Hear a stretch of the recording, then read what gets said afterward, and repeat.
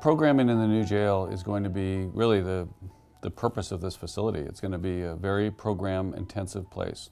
One of the challenges that we currently have in our system is that we just don't have adequate space to do programming. Everything that we're doing with this facility in the design is to facilitate programming. So we're going to be focusing on substance abuse issues, mental health, vocational training, cognitive skills training, parenting classes, anger management classes. So our goal is to provide programming to everybody in that facility. Sure. Our county has long embraced alternatives to incarceration. We run a program called the Sheriff's Work Program, which at any given time has between 300 and 400 men and women in that program. As a matter of fact, over 50% of our sentenced inmates are actually doing their time outside of the jail. We also support a program called First Chance, which takes first-time drunk drivers. Instead of booking them into the jail, they go to a community-based organization. It's like a sobering station where they immediately get plugged into counseling and services.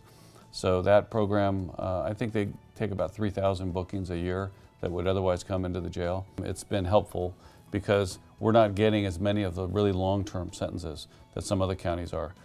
Our judges have vigorously embraced the notion of split sentencing. I believe we have the highest percentage in the state of sentences that are done in a split sentence.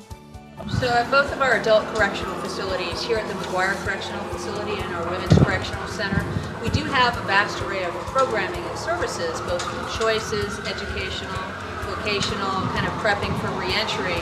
But one of the big factors that limits us is the space that's available in our overcrowded conditions. So we do have a variety of evidence-based programs, a lot of things that we have expanded and piloted, but we have been very limited within the space confines that we have in our current facilities. The new jail is the linchpin to make realignment work. It's obviously the one place where virtually everyone that comes into the criminal justice system goes through. They're going to spend some time in jail. And in order to be successful, and success in terms of the CCP means that we're going to significantly reduce the recidivism rate, we've got to get these folks into successful programming, and that begins in the jail. And one of the things I've been really pleased about the design of the jail and the consideration that's gone into that is we have developed, I think, a place, and we've developed programs that can take place in the jail and then be successfully transitioned once the person leaves the jail in terms of their finishing their sentence on probation, so that those folks move seamlessly from programming in the jail to continuing that programming when they're out of jail but under the supervision of probation. We are definitely in need of more space in the facility. We are lacking in our general day room area the availability to be able to have more programs going on due to the overcrowding. Because the programs they have here at the women's facility, they're great. The problem is because of the overcrowding and there's no room. They only allow like 5 inmates to go to these programs. They're great programs, but we need more room. So hopefully that new jail will allow us to have more people to go, because inmates are waiting in the line. But they can only take so many because of we have no room here at the Women's Correctional Facility. Well, one of the reasons we took on the new opportunity for a jail is I had visited the women's facility and I had also visited McGuire.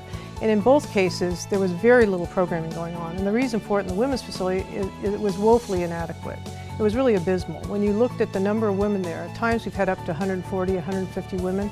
Really only 12 in the Choices program really get full programming on a day-to-day basis. And that doesn't work for me. You know, that was called the Choices program. The other women, I called it the Excuses program.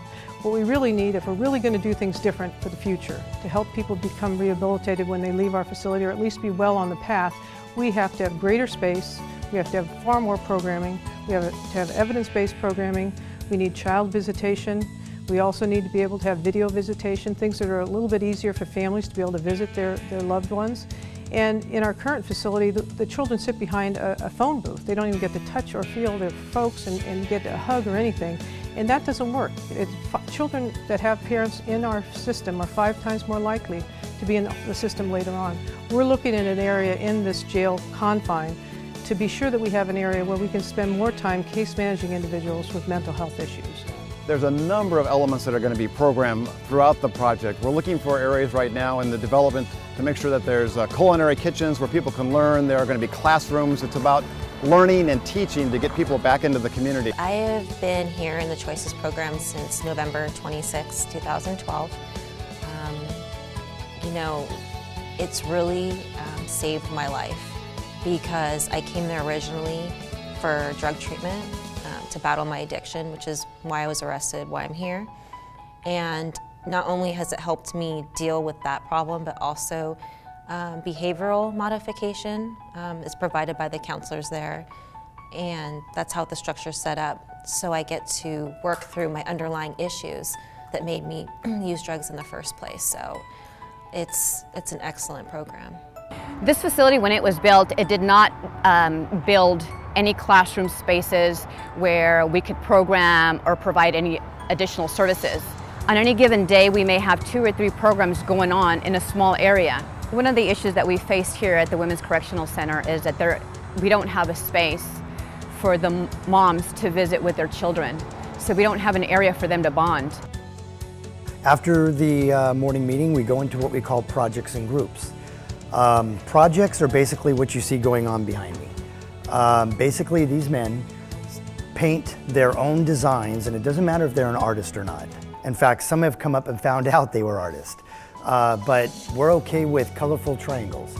And basically what they do is they paint on these t-shirts, and this is not for therapy. This is so that they can give back to the community that they've been taking from. We donate these t-shirts to kids fighting cancer. We donated a ton of t-shirts to the hurricane victims in the East Coast. Groups are peer-to-peer issue groups. That's why we have not had a fight in the 20 years of our existence. And then we have different classes. We have evidence-based classes, which are Unlock Your Thinking.